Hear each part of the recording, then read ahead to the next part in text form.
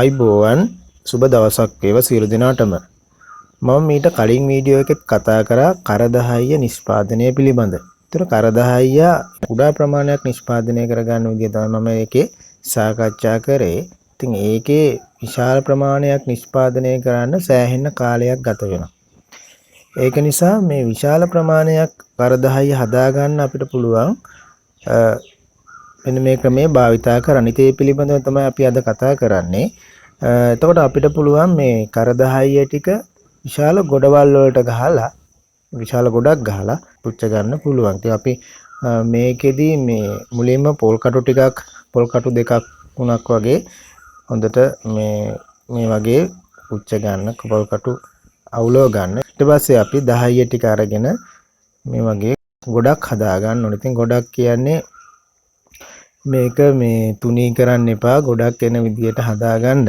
මෙන්න මේ විදියට බලන්න, මේ විදියට උඩට එන විදියට තමයි 10 ටික දාගන්නේ. කිලෝග්‍රෑම් 50 පෝර කවර සම්පූර්ණයෙන් පුරව පෝර කවර 4ක් වගේ තමයි දාගත්තේ. මම 4ක් භාවිතා කරාට ඊට වඩා අපිට විශාල ප්‍රමාණයක් මේ ක්‍රමයෙන් නිෂ්පාදනය කරගන්න පුළුවන්. ඉතින් බලන්න මම මේ 10 ටික මේ මුදුනට එන්න මුදුන වෙන විදියට තමයි දැම්මේ. මෙහෙම උඩට දාන්න. එහෙම පහලට තුනී වෙලා යනවා නම් ඒවත් අරගෙන මුදුනට දා ගන්න ඕන. හරි. ඉතින් ඊට පස්සේ ওই විදිහට පොර කවර මම දැන් 4ක් දාලා ඉවරයි. දැන් මේ 4ට වඩා අපිට ඔයාලට පුළුවන් ඕන තරම් හදාගෙන 10ක් වුණත් හදා ගන්න පුළුවන්.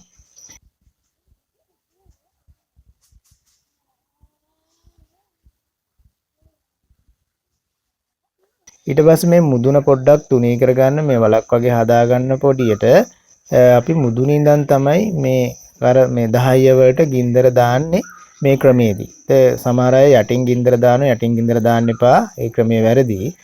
මුදුනින් ඉඳලා තමයි ගින්දර දාන්න ඕනේ. ඒතකොට මුදුනින් ඉඳලා ටික ටික පිච්චි යටට යනවා. නැත්නම් යටින් ගින්දර දැම්මොත් මේ 10 ටික ඔක්කොම අළු වෙලා යනවා. අපිට කරදහයි හදා ගන්න බැරි වෙනවා. ඉතින් මේ මුදුනින් විදිහට ගින්දර දාලා ඔන්න වටෙන් පොඩ්ඩක් හුලඟෙනවට ආවරණය කරන්න පුළුවන්. එහෙම නැතත් ප්‍රශ්නයක් නැහැ.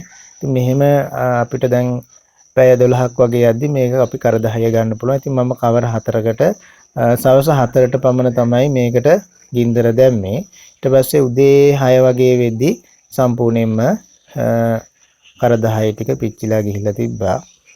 ඊට පස්සේ ඔයාලා කරන්න ඕන දැන් මේක සම්පූර්ණයෙන්ම පිච්චුණාට පස්සේ තුනී කරගන්න. ඉක්මනට තුනී කරගන්න බලාගෙන ඉන්න එපා. ඉක්මනට තුනී කරලා ඒකට ජලය හින්න නැත්තම් මොයි ටික හැම තිබ්බොත් අළු වෙලා යනවා.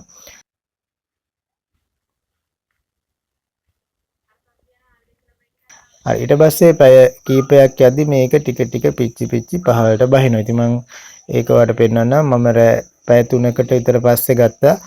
බලන්න මේ රෑ ගත්ත වීඩියෝ එකක්. එතෙන්දී බලන්න කරදහය ටික මේ ගින්දර ඇවිලිලා පහළට පිච්චි යනවා. හරි. මෙහෙම බලලා ඊට පස්සේ උදේ 6ට වගේ බලද්දි කරදහය ටික සම්පූර්ණයෙන් පිච්චිලා තිබුණා. ඉතින් ඊට පස්සේ ඔය බලන්න. ඊට පස්සේ මම මේක සම්පූර්ණයෙන් තුනී කරගත්තා. තුනී කරලා මේකට වතුර ටිකක් ඉස්සා. ඉතින් හොඳට ජලය ඉස්සට පස්සේ අපිට මේක ප්‍රයෝජනයට ගන්න පුළුවන්. ඉතින් ඔබත් මේ විදිහට ගෙදර හදලා බලන්න. බොහොම ස්තුතියි.